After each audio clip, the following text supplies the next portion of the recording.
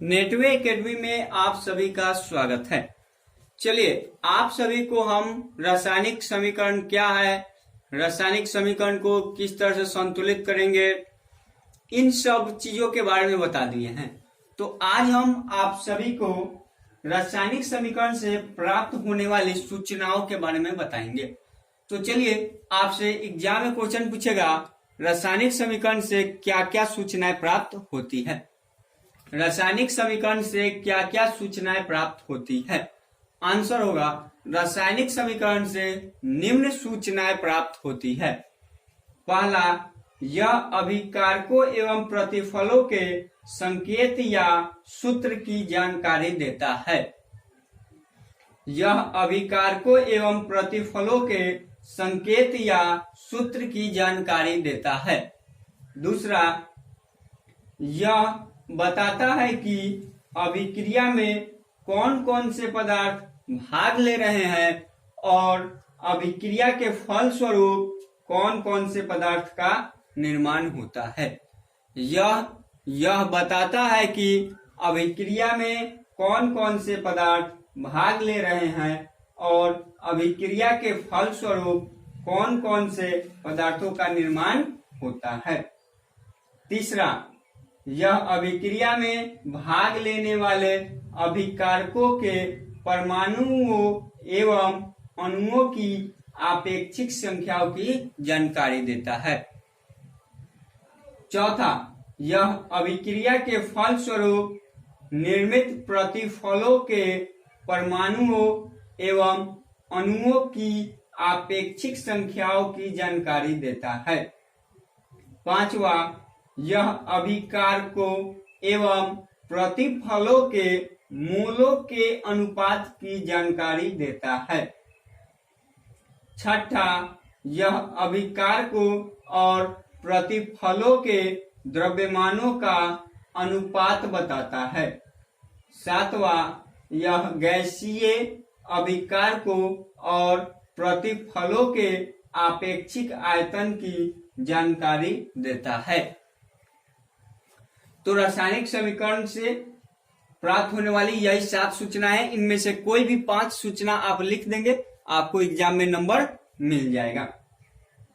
अब अगला प्रश्न आपसे पूछेगा, रासायनिक समीकरण के उपयोग से क्या क्या लाभ हैं। चाहे रासायनिक समीकरण से क्या क्या लाभ होते हैं, तो आंसर लिखिए। रासायनिक समीकरण के निम्न लाभ हैं। पहला, किसी भी रासायनिक अभिक्रिया का समीकरण के रूप में निरूपण आसान होता है। इससे समय की बचत होती है तथा लिखने के लिए कागज पर कम स्थान की आवश्यकता होती है। दूसरा, रासायनिक समीकरण की सहायता से प्रतिफल की एक निश्चित मात्रा के निर्माण के लिए आवश्यक अभिकारकों के द्रव्यमानों की गणना ठीक ठीक की जा सकती है। तीसरा, संपूर्ण विश्व में एक ही प्रकार के रासायनिक संकेतों का उपयोग होता है, अतः वैज्ञानिकों को रासायनिक समीकरण की जानकारी प्राप्त करने में किसी प्रकार की कठिनाई नहीं होती है। तो यह 3 रासायनिक समीकरण के जो उपयोग हम लोग करते हैं, इसका लाभ।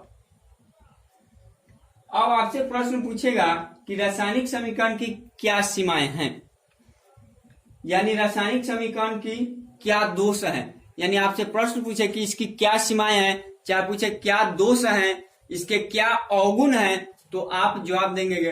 रासायनिक समीकरण के अगर दोष पूछे तो निम्न दोष है, अवगुण पूछे तो निम्न अवगुण है, सीमाएं पूछे तो निम्न सीमाएं हैं। लिखेंगे पहला, रासायनिक समीकरण से अभिकारकों और प्रतिफलों की भौतिक अवस्था की जानकारी नहीं हो पाती है। भौतिक अवस्था के बारे में आपको पहले ही बता दिया गया है कि पदार्थ की मूल रूप से भौतिक अवस्था 3 होती है, ठोस, द्रव और गैस। लेकिन 5 अवस्थाओं का खोज हो चुका है। चौथा है प्लाज्मा और 5वां है बोस-आइंस्टीन कंडेंसेट। अब दूसरा होगा, अभिक्रिया के फलस्वरूप उत्सर्जित या अवशोषित ऊष्मा की जानकारी रासायनिक समीकरण से नहीं हो पाती है। यानी समीकरण यह जानकारी नहीं देता है कि अभिक्रिया ऊष्माक्षेपी है या ऊष्माशोषी। तीसरा है दोष, रासायनिक समीकरण में अभिक्रिया के ताप, दाब, सांद्रण, उत्प्रेरक की स्थिति किन दशा में है इसके बारे में पता नहीं चलता है। चौथा है, रासायनिक अभिक्रिया के वेग के संदर्भ में कोई जानकारी नहीं देता है।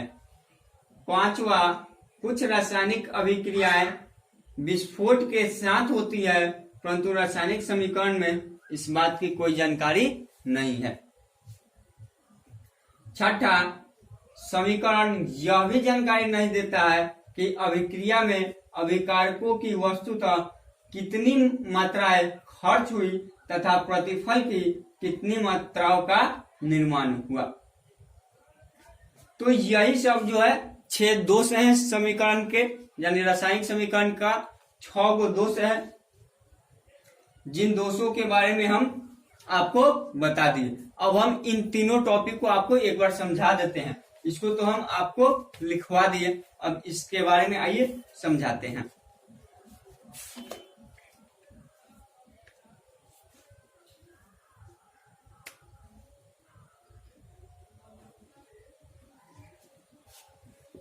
जैसे कोई एक रासायनिक समीकरण हम ले लेते हैं, कोई एक रासायनिक समीकरण जैसे लेते हैं Al प्लस H2SO4 बना देता है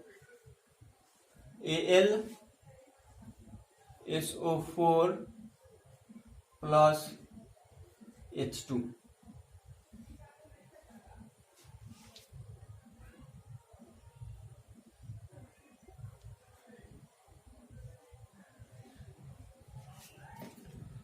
देखिए Al प्लस H2SO4 का रिएक्शन जब होता है तो Al2SO4 ट्राइस प्लस हाइड्रोजन गैस निकलता है। तो देखिए इसी समीकरण के माध्यम से हम आपके टॉपिक को समझेंगे। जैसे पहला था, रासायनिक समीकरण से प्राप्त होने वाली सूचना में पहला अभिकारकों एवं प्रतिफलों के संकेत एवं सूत्र की जानकारी देता है। देखिए ये संकेत है, एल्युमिनियम का ये सूत्र है अम्ल का, तो ये जानकारी दे रहा है कि नहीं समीकरण का संकेत और सूत्र का। दूसरा था कि यह बताता है कि अभिक्रिया में कौन कौन से पदार्थ भाग ले रहे हैं और अभिक्रिया के फलस्वरूप कौन कौन से पदार्थ बन रहे हैं। तो देखिए बता रहा है कि नहीं एल्युमिनियम और सल्फ्यूरिक अम्ल भाग ले रहा है, तो एल्युमिनियम सल्फेट बन रहा है और हाइड्रोजन गैस निकल रहा है, तो ये बता रहा है। तीसरा था अभिक्रिया में भाग होने लेने वाले अभिकारकों के परमाणुओं एवं अणुओं के आपेक्षिक संख्याओं की जानकारी देता है। जैसे देखिए यहाँ एल्युमिनियम का वो भाग लिए हुए है, हाइड्रोजन का वो भाग लिए हुए, सल्फर का वो, ऑक्सीजन का वो, तो इन सब के परमाणु और अणु का बारे में आपको बता रहा है। इसके आगे की बात हो, यह अभिकारकों और प्रतिफलों के मोलों के अनुपात की जानकारी देता है, यानी अभिकारक में कितना मोल एल्युमिनियम लगा, कितना मोल सल्फ्यूरिक अम्ल लगा। जैसे देखिए यहाँ 1 एल्युमिनियम है तो 1 मोल लगा, यहाँ पर भी उस तरह से कितना मोल क्या लगा इसके बारे में बताता है। इसके आगे यह गैसीय अभिकारकों और प्रतिफलों के आपेक्षिक आयतन की जानकारी देता है। जैसे आप कह सकते हैं कि यह जो आपेक्षिक आयतन की जानकारी देता है, इसको हम एक आपेक्षिक आयतन के बारे में हम नेक्स्ट वीडियो में लेके आएंगे कि क्या क्या जानकारी देता है या नहीं। अब देखिए रासायनिक समीकरण के उपयोग के लाभ, क्या क्या लाभ है। तो देखिए पहला लाभ लिखा है कि किसी भी रासायनिक अभिक्रिया का समीकरण के रूप में निरूपण आसान होता है। देखिए अब ये एल्युमिनियम लिखे तो Al लिख दे, सल्फ्यूरिक अम्ल लिखे तो H2SO4 लिखे। अब इसी को हम हिंदी में लिखते एल्युमिनियम सल्फ्यूरिक अम्ल, तो कितना लंबा जाता। दूसरी बात, हम हिंदी में लिखते तो एल्युमिनियम, कोई उर्दू में लिखता, कोई फारसी में लिखता, कोई किसी लैंग्वेज में लिखता, तो ये लिखने में भी क्या होते, परेशानी होते। दूसरा गुण है रासायनिक समीकरण की सहायता से प्रतिफलों की एक निश्चित मात्रा के निर्माण के लिए आवश्यक अभिकारकों के द्रव्यमानों की गणना ठीक ठीक हो जाते हैं। यानी कहने का मतलब कि एल्युमिनियम का कितना द्रव्यमान है, H2SO4 का कितना द्रव्यमान, यानी कितना लग रहा है, कितना बन रहा है, इसकी गणना हो जाती है। इसके बाद है रासायनिक समीकरण की सीमाएं क्या क्या है। तो देखिए रासायनिक समीकरण की क्या क्या सीमाएं है। तो पहला सीमाएं था अभिकारक और प्रतिफलों के भौतिक अवस्था, ठोस, द्रव्य और गैस की जानकारी नहीं हो पाती है। यानी हमको यह पता ही नहीं चल रहा है कि यह ठोस अवस्था में है कि द्रव में है कि गैस में है। देख करके हमको पता चल रहा है कि एल्युमिनियम सॉलिड फॉर्म में है कि गैसीय फॉर्म में है कि किस फॉर्म में, देख के पता चल रहा है, नहीं पता चल रहा है। आप कहें कि नहीं एल्युमिनियम ठोस है, हम कहेंगे नहीं द्रव है, कोई तीसरा बंदा कहेगा कि नहीं यह गैस अवस्था में है। दूसरा दोष है अभिक्रिया के फलस्वरूप उपार्जित या अवशोषित ऊष्मा की जानकारी नहीं समीकरण में नहीं हो पाती है। जैसे यहाँ देखिए हमको ये पता चल रहा है कि इसमें ऑक्सीजन का अवशोषण हुआ है कि ऑक्सीजन उत्पन्न हुआ है, यह देख करके हमको पता नहीं चल रहा है। तीसरा अवगुण है रासायनिक समीकरण के, वो है रासायनिक समीकरण में यह पता नहीं चलता है कि दाब, ताप, सांद्रण। यहाँ पर हमको लग रहा है कि इसको हम दाब दे करके कुछ किए हैं या ताप दिए हुए या सांद्रण, इस सब के बारे में भी हमको जानकारी कुछ नहीं मिल रही है। चौथा अवगुण है अभिक्रिया के वेग के संदर्भ में कोई जानकारी नहीं मिलता है। यानी कहने का मतलब अभिक्रिया कितना स्पीड हो रहा है, वेग कहने का मतलब कि जैसे एल्युमिनियम और H2SO4 को डाले तो 1 मिनट में Al2SO4 बन गया कि 2 मिनट में यह बना कि 3 मिनट में बना या 5 मिनट बना कि कितना देर में बना, इसके बारे में हमको जानकारी नहीं मिल रही है। पांचवा था किसी रासायनिक अभिक्रिया विस्फोट के साथ होती है परंतु इसकी रासायनिक समीकरण में कोई जानकारी नहीं मिलता है। कहने का मतलब है कि यह रासायनिक अभिक्रिया जो विस्फोट के साथ हुआ है कि नहीं हुआ है, अगर हुआ है तो इसके बारे में हमको कोई समीकरण में जानकारी नहीं मिल रहा है। इसके आगे का दोष है एक कि यह समीकरण को जानकारी नहीं देता है कि अभिक्रिया की वस्तुतः कितनी मात्राएं खर्च हुई तथा प्रतिफल में कितनी मात्राओं का निर्माण हुआ। कहने का मतलब कि कितना एल्युमिनियम यहाँ खर्च हुआ और कितना एल्युमिनियम और H2SO4 यहाँ खर्च हुआ और कितना ये बना, इसके बारे में भी हमको समीकरण में कोई जानकारी नहीं मिलता है। तो यही था। अब इसके आगे हम आपको बताएंगे कि रासायनिक समीकरण को अत्यधिक उपयोगी कैसे बनाया जा सकता है। तो रासायनिक समीकरण को उपयोगी बनाने के 6 तथ्य हैं। कितने तथ्य हैं? 6 तथ्य हैं।